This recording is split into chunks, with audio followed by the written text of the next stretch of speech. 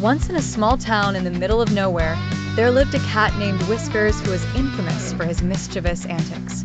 Whiskers wasn't an ordinary cat. He had a knack for organizing playful chaos. His fur was a vibrant orange, and his eyes twinkled with endless curiosity. One day, Whiskers embarked on what the town would later call the Great Cat Caper. It all began when he wandered into the town's local bakery, drawn by the smell of freshly baked bread. Mrs. Pumpernickel, the baker, was used to shooing Whiskers away, but today she was particularly distracted.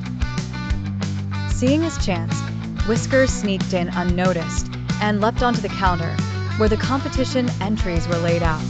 Not one to miss an opportunity for fun, Whiskers gave each loaf a gentle pat with his paw, as if selecting his personal favorite.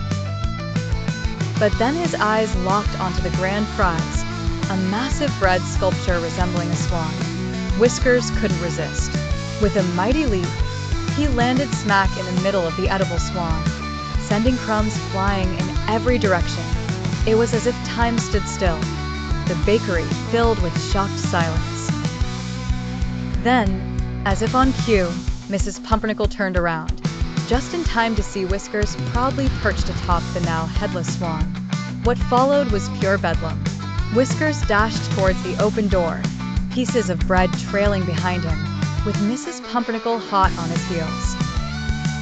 Out into the street they went, weaving through a market day crowd, leaving chaos and laughter in their wake. Local children laughed and clapped, cheering for their furry hero as he darted between stalls. Whiskers, with Mrs. Pumpernickel's grand sculpture and crumbs on his tail, was thoroughly enjoying the attention. Eventually, Whiskers made his escape up a tall tree, where he sat and purred, satisfied with his day's mischief. Mrs. Pumpernickel, out of breath but bursting with laughter, called up to him, "You little rascal, what am I going to do with you?" The town never forgot the Great Cat Caper, and Whiskers became a local legend. Every year after, the bread competition began with a ceremonial chase, a playful reminder of the day Whiskers made the whole town laugh.